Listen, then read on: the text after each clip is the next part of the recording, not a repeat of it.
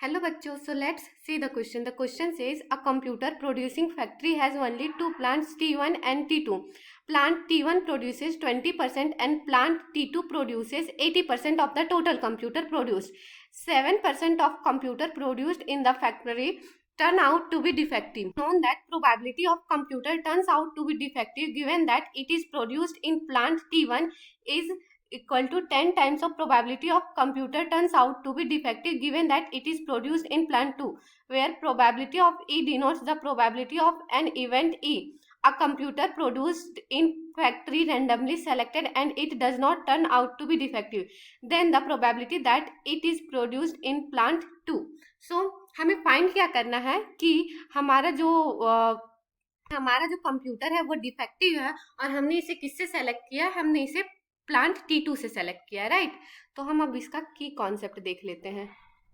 की कॉन्सेप्ट, सो हमारा की कॉन्सेप्ट है probability of event A is equal to favourable outcomes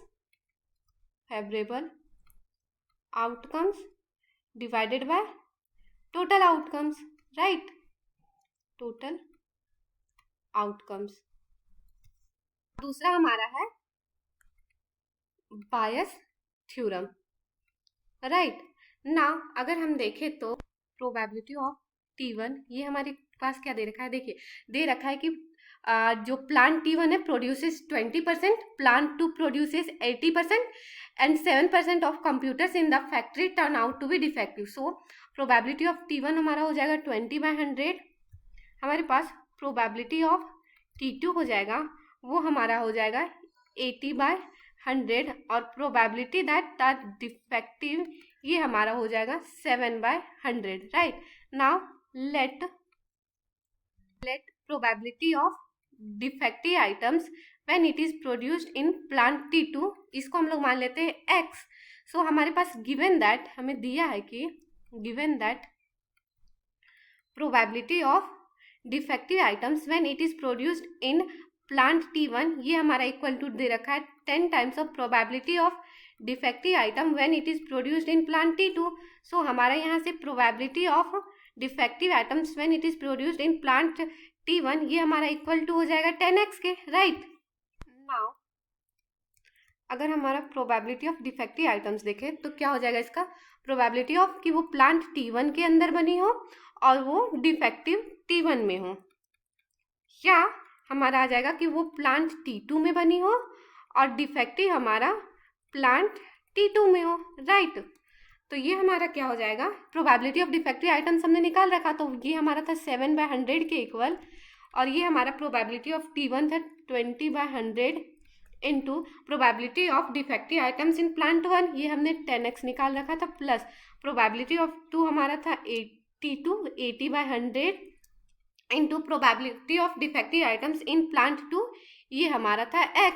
so यहाँ से अगर हम 7/100 इक्वल टू यहाँ से अगर हम 1/100 कॉमन ले लें तो ये हमारे पास बचेगा 200x plus 80x, right.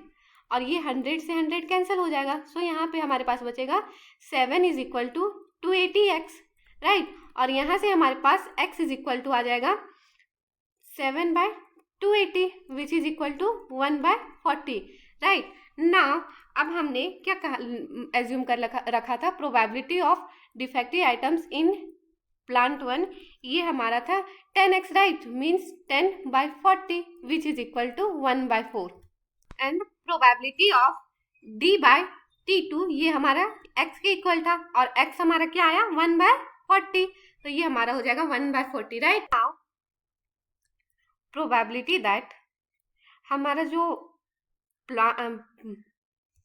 Computer हो वो डिफेक्टिव ना हो और वो प्लांट T1 में बनाओ, तो ये हमारा हो जाएगा 1 - 1/4 which is equal to 3/4, right. और हमारा जो प्रोबेबिलिटी हो जाएगा कि हमारा जो कंप्यूटर हो वो डिफेक्टिव ना हो और वो प्लांट T2 में बना हो, ये हमारी हो जाएगी 1 - 1/40, राइट। तो ये हमारा हो जाएगा 39/40, ओके। अब हमें क्या करना है ना, अब हम यहाँ पे बायस थ्योरम यूज करेंगे, ठीक है।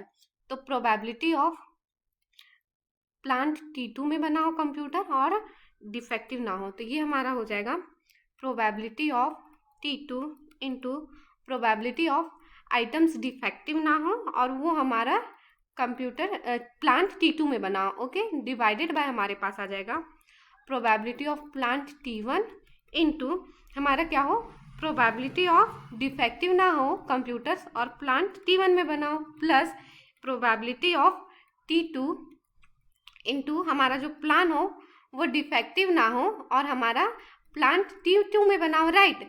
तो ये हमारा क्या हो जाएगा, हमारा प्रोबेबिलिटी ऑफ T2 था वो हमारा था 80/100 इनटू हमारा जो ये probability of not defective items and produced in plant 2 ये हमारा था 39/40 डिवाइडेड बाय ये हमारा था प्रोबेबिलिटी ऑफ T1 ये हमारा था 20/100, राइट।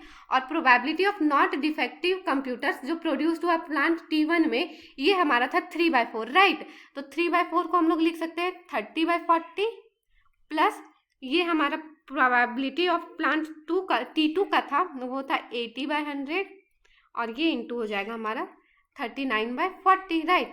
अब हम क्या करेंगे, नीचे से 1/100 इंटू 40 कॉमन लेंगे और ऊपर से भी 1/100 इंटू 14 कॉमन लेंगे, तो ये हमारा कैंसिल आउट हो जाएगा। तो हमारे पास बच जाएगा 80 into 39 divided by 20 into 30 plus 80 into 39, right. तो अब हम अगर इसे सिंप्लीफाई करेंगे तो हमें मिलेगा ना, अगर हम 10 ऊपर से और नीचे से कॉमन ले लें तो ये हमारे पास बचेगा 8 into 39 divided by 2 into 30 plus यहाँ पे हमारे पास बच जाएगा 8 इंटू 39, राइट। और जब हम इसे मल्टीप्लाई करेंगे तो ये हमारा आएगा 312 डिवाइडेड बाय ये हमारा आ जाएगा 372 और जब हम इसे 4 से कैंसिल आउट करेंगे तो ये हमारे पास बचेगा हमारा 78/93। सो 78/93 is our final answer. Hope you understood it well. Best of luck.